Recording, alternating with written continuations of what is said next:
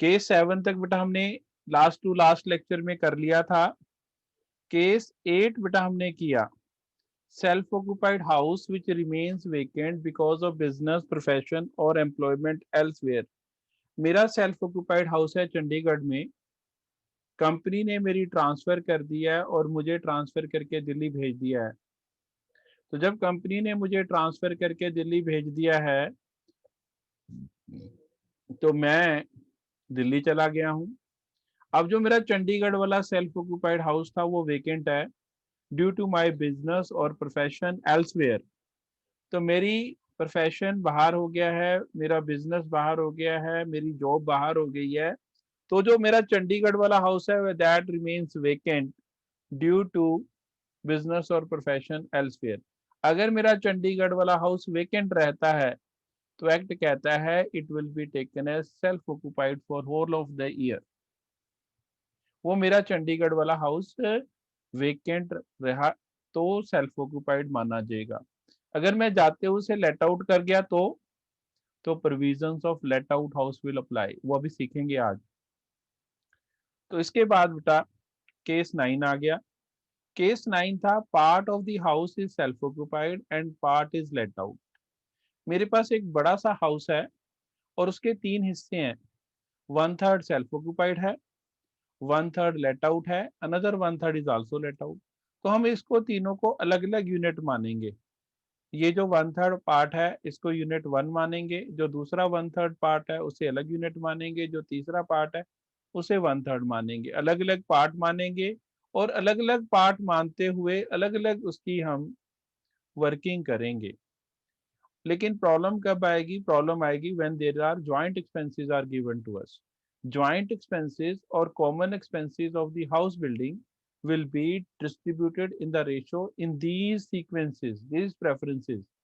Number 1 area ratio में distribute करेंगे। अगर तो एरिया गिवन है फिर तो वेल एंड गुड एरिया की रेशो लगेगी। अगर एरिया नहीं गिवन तो एमआरवी की रेशो लगेगी। नंबर 3 म्यूनिसिपल टैक्सेस की रेशो लगेगी। और अगर ये नंबर तीनों नहीं है तो फिर इक्वल रेशो लगेगी, all will be distributed equally. हमने ये क्वेश्चन किया, क्वेश्चन नंबर 22। इसमें एक ही हाउस है, 1/3 है। एक हिस्सा सेल्फ ऑक्यूपाइड है, एक हिस्सा लेट आउट है और एक जो हिस्सा है वो ओन बिजनेस के लिए यूज कर रहा है। इक्वल यूनिट्स हैं तो 1/3 1/3 1/3 हो जाएगा। जो ओन बिजनेस वाला है that is not taxable under this head. Unit 3, this unit is not taxable under this head, this house is taxable under the head income from business and profession। एक हिस्सा self occupied है, तो self occupied में आपको पता है 99 से पहले लोन लिया हो तो maximum deduction is allowed up to ₹30,000। तो ये बेटा 98 में लोन लिया, 98 99 में, तो जो डिडक्शन मिलेगी वो 30,000 की ही मिलेगी, हालांकि बनता 32,000 है। लेट आउट हाउस में पूरा 32,000 दे दिया है,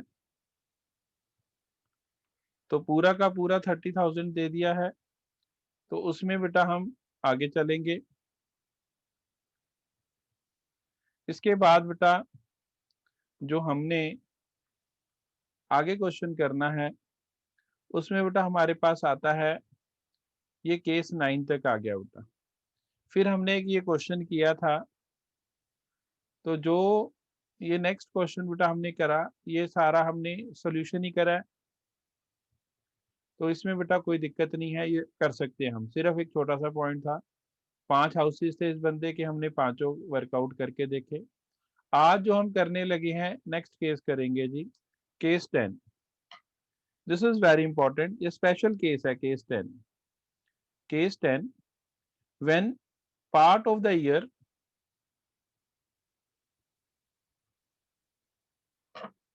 when part of the year house is self occupied and for the remaining part of the year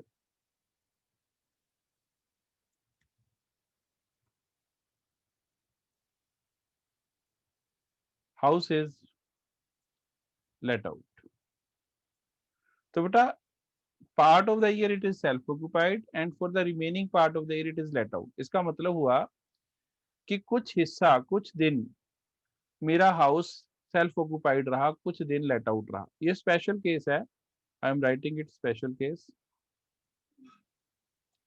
कैसे बेटा? इसको ऐसे भी करा जा सकता है कि 1 अप्रैल 2019 to 28 Feb 2020, approximately it is 11 months, it is let out, house is let out, and from 1st March 2020 to 31st March 2020, यही बनता है हमारा प्रीवियस ईयर का सारा हिसाब किताब। हाउस इज 1 month रह गया, and this for this 1 month house is self occupied. ऐसा हो सकता है, उल्टा भी हो सकता है कि 1 month के लिए लेट आउट है, 11 month के लिए सेल्फ ऑक्यूपाइड है। मतलब ड्यूरिंग द ईयर एक ही हाउस सेल्फ ऑक्यूपाइड भी है, एक ही यूनिट लेट आउट भी है। In such cases income tax act says कि this house can never be taken as self occupied, this house will be taken as let out for whole year। income tax act deviates from the principle कि one house or two houses can be kept as self occupied। एक ही house मेरे पास है, I M owner of one house, वो मैंने कुछ महीने किराए पर देकर रखा और कुछ महीने मैं उसको लेट आउट कर देता हूँ, कुछ महीने अपने पास रखता हूँ। तो इनकम टैक्स एक्ट सेज कि that particular house will be treated as will be treated as let out, such house shall be treated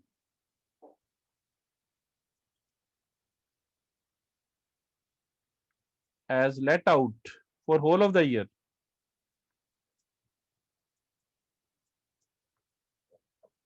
अब बेटा होल ऑफ द ईयर तो ले लिया, एक्ट कहता है MRV, FRV and standard rent shall be taken for whole year, whereas actual rent AR shall be taken for number of months house is actually let out।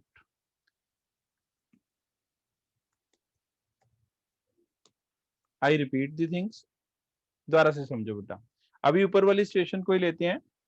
मेरा घर 11 महीने के लिए लेट आउट था, 1 महीने के लिए सेल्फ ऑक्यूपाइड था, जो ऊपर वाली सिचुएशन मैंने लिखी है। MRV FRV स्टैंडर्ड रेंट पूरे 12 मंथ्स के लिए जाएंगे, but when it comes to actual rent will be taken for 11 months। This is the provision what income tax act says, MRV FRV standard rent actual rent shall be taken for 12 months, but actual rent की बारी जब आएगी, actual rent will be taken for number of months house is actually let out। और let out कितने months के लिए? 11 months के लिए। अब बेटा इलस्ट्रेशन 27 आपकी स्क्रीन पर है, आप देख पा रहे हैं इलस्ट्रेशन 27। मैं हाउस वन करने लगा हूँ। पहले हाउस वन के लिए पहले पोजीशन देखते हैं कि हमारा जो केस 10 है वो वाली पोजीशन लग रही है। यस, अगर आप ये देखें सेल्फ ऑक्यूपाइड है फ्रॉम 1 अप्रैल 19 टू 30 नवंबर 19, तो अप्रैल मई जून जुलाई अगस्त सितंबर अक्टूबर नवंबर 8 month self occupied, let out for 4 month दिसंबर जनवरी फरवरी मार्च, हो सकता है कम भी हो, 3 महीने भी हो, वो काउंट कर लेने कितने महीने हैं, वो बाकी वैकेंसी दे देते हैं उसे, फिर वो आगे चल के डिस्कस करेंगे जब कोई मुश्किल केस आएगा। अभी फिलहाल हम इसको डिस्कस करते हैं। MRV FRV, MRV पूरी लेनी है, FRV भी पूरी लेनी है, स्टैंडर्ड रेंट भी पूरा लेना है, और actual rent will be taken for number of months house is actually let out. तो हाउस अगर आप देख रहे हैं तो house is actually let out for 4 months, तो 4 मंथ्स का रेंट लूंगा 36,000। तो अब हम वही करते हैं, अपना प्रोविजन लगाते हैं, MRV और FRV whichever is higher, MRV और FRV whichever is higher 96,000, 96,000 और standard rent whichever is lower, lower is 90,000। तो 96 और 90 whichever is lower is called as ERV। और अगर आप समझ जानते हैं ERV आ गया बेटा मेरा, I will write ERV is equal to 90,000 और एक्चुअल रेंट मैंने आपको बताया उतने महीने का लेंगे जितने मंथ्स के लिए house is let out, 9,000 into 4 it will be 36,000। इन दोनों में से whichever is higher, whichever is higher is called as GAV। GAV आ गई बेटा हमारी, and GAV will be taken as 90,000, 90 और 36,000 whichever is higher it is 90,000। और जब आपकी GAV आ गई उसके बाद तो आप सब जानती हैं GAV के बाद तो हम फॉर्मेट फॉलो करते हैं और कुछ नहीं करते, मैं फॉर्मेट ले आता हूँ ऊपर से और हम उसको फॉर्मेट को अप्लाई कर देंगे क्वेश्चन में। ये वाला ले लेते हैं, income from let out house, house 1 मैं निकाल रहा हूँ।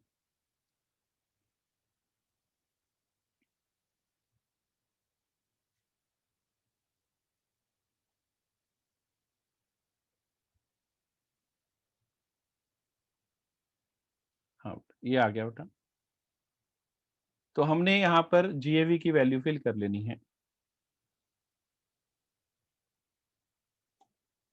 GAV की वैल्यू आ गई 90,000। Municipal taxes paid bye the owner, paid होने चाहिए, ये रे म्यूनिसिपल टैक्सेस ड्यू है 6,000, पेड है 3,000, तो जो पेड है वो लेने हैं, पेड बाय दी ओनर होने चाहिए, तो बाय डिफॉल्ट हमने मान लिया पेड बाय दी ओनर है। I am left with 87,000 as NAV। 87,000 का 30% will be taken as 26,100। Then interest on borrowed money 10,000, yes ये भी है इंटरेस्ट ऑन लोन टेकन, और उसने लिखा है loan was taken to construct house to still, वो तो हाउस कोई कंस्ट्रक्शन के लिए लिखा है बेटा, हाउस की कंस्ट्रक्शन के लिए लिया, ठीक है पर्पज भी ठीक है, तो हम 10,000 की ये वाली डिडक्शन भी दे देते हैं, डिडक्शन फॉर दिस टोटल हो गया बेटा 36,100 माइनस 36,100, और ये बेटा जो हमारे पास बचा that is 50,900। This is income from let out house 1। House 1 की इनकम निकल आई है, अब हाउस 2 की जो इनकम है वो आप निकालेंगे, मैं नहीं निकाल सकते हैं। पहला हिस्सा पूरे साल के लिए सेल्फ ऑक्यूपाइड है, दूसरा हिस्सा 10 मंथ्स के लिए लेट आउट है। कौन से 10 मंथ्स? अप्रैल, मई, जून, जुलाई, अगस्त, सितंबर, अक्टूबर, नवंबर, दिसंबर एंड जनवरी। फरवरी से इट इज सेल्फ ऑक्यूपाइड।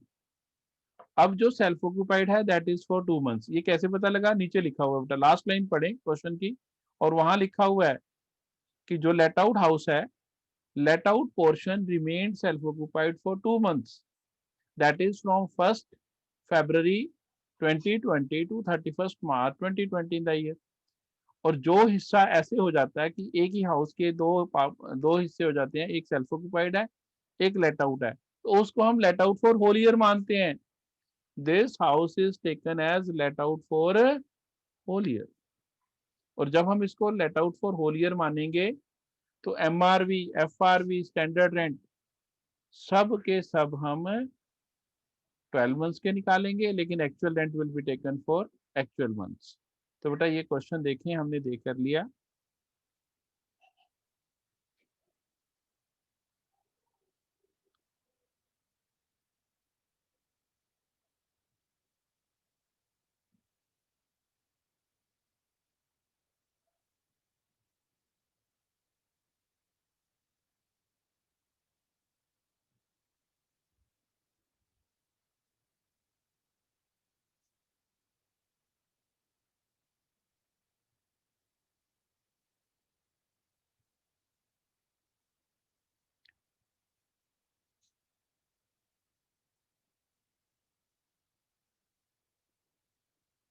अब बेटा इसको हम इसकी वो निकालेंगे MRV FRV। जो सेल्फ ऑक्यूपाइड है उसको तो आपको पता है कि जो सेल्फ ऑक्यूपाइड हाउस होता है उसका तो हम कुछ नहीं करते हैं, उसकी तो हम GAV NAV सब नील कर देते हैं, सिर्फ इंटरेस्ट ऑन लोन टेकन की डिडक्शन देते हैं।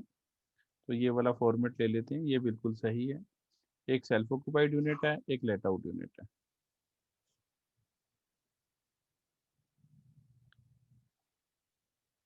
ये आ गया बेटा। अब एक सेल्फ ऑक्यूपाइड है तो GAV भी नील, NAV भी नील, स्टैंडर्ड डिडक्शन भी नील, यस ये ओके है। क्वेश्चन में देख लो, इंटरेस्ट ऑन लोन टेकन है, yes, interest on loan taken for house construction, ये 500 गिवन है बेटा। तो 500 हमें गिवन है, तो ये हमारे पास आ जाएगा 500 पूरे हाउस के लिए है, तो 500 का हाफ, क्योंकि दो हिस्से हैं, हाफ इधर आएगा हाफ उधर आएगा, तो 250 इधर आएगा बेटा, 250 उधर आएगा, दोनों में दे देते हैं डिडक्शन। ये 250, इधर भी 250, बाकी हटा देते हैं बेटा सारा, इसका -250 आ गया, सेल्फ ऑक्यूपाइड से लॉस आ गया, इसका पूरा निकालते हैं बेटा। पहले इसकी जीए भी निकालते हैं, फिर क्वेश्चन करते हैं पूरा, देखते हैं ऊपर क्या पोजीशन है इसकी। क्वेश्चन को देखें बेटा, पूरे हाउस की एमआरवी 18,000 है, तो हाफ हाउस की कितनी होगी एमआरवी? एमआरवी होगी हाफ हाउस की 9,000, एमआरवी लेट आउट हाउस की 9,000, और एफआरवी है नहीं, एक्चुअल रेंट गिवन है, एक्चुअल रेंट है 1100 पर मंथ, तो actual rent will be 1100 into 10, तो it will be taken as 1100 into 10, 11,000, तो 9,000 और 11,000 विच एवर इज हायर, 11,000 ये ले लिया जाएगा। Municipal taxes paid by owner लेने हैं, ध्यान से देखो इस क्वेश्चन में, he paid municipal taxes 1200, tenant paid municipal taxes 600, तो टोटल म्यूनिसिपल टैक्सेस कितने हो गए? टोटल म्यूनिसिपल टैक्सेस हो गए 18,000, सॉरी 1800, 1800 में से हाफ करेंगे 900, 900 में से 600 टेनेंट ने पे करे, तो municipal taxes of late out house मैंने 300 पे करे। आई रिपीट, दोबारा से बताता हूँ बेटा कैसे आया ये, सारे मैंने नहीं पे करे, टेनेंट ने पे करे हैं, जो मैंने पे किए हैं उसकी डिडक्शन मिलेगी। देखो 1800 म्यूनिसिपल टैक्सेस टोटल हैं, म्यूनिसिपल टैक्सेस टोटल 1800 है, यहाँ लिख लेते हैं municipal taxes total 1200 paid by owner, 600 paid by tenant, it is total 1800, 1800 should be divided into 1:1, 1:1 में divide करा, तो for let out house it comes out to be 900, 900 में से 600 paid by tenant, तो पेड बाय ओनर कितने हैं? Paid by owner कितने रह गए बेटा? 300। थोड़ा सा यहाँ यही इस क्वेश्चन में यही पॉइंट था, बाकी कोई पॉइंट नहीं इसमें। पेड बाय टेनेंट इज 600, और तो रिमेनिंग 300 पेड बाय ओनर, मैं लिखना था 300 पेड बाय ओनर, यही बेटा इसमें पॉइंट है, और कोई पॉइंट नहीं है इसमें, पेड बाय ओनर लिखना ही पड़ेगा। तो ये बेटा municipal taxes 300 paid by owner है, तो ये बेटा लिख दिए। Now I am left with 10,700, इसके ऊपर अगर मैं वो निकालता हूँ 3210, दैट इज स्टैंडर्ड डिडक्शन, और जब स्टैंडर्ड डिडक्शन निकल आई इसके बाद बेटा हम देखेंगे, तो बेटा ये आ गया हमारे पास 3210, और ये दोनों माइनस कर दो, तो आपके पास जो आएगी that is income from let out house आ जाएगी 7240, राइट। और बेटा अगर पूरी इनकम निकालनी हो, इनकम फ्रॉम हाउस प्रॉपर्टी, तो जो नेट इफेक्ट है वो इसको बेटा दोनों को इस 7240 में से 250 माइनस कर देंगे, 6990 पूरे हाउस प्रॉपर्टी की इकट्ठी करते हैं जब, वो अलग से अभी सिखाऊंगा, जब पूरी इनकम निकालनी है वो आगे चल के सिखाऊंगा, अभी इतना ही सही है, ठीक है। और इसके बाद बेटा अब आपको जिसको कोई डाउट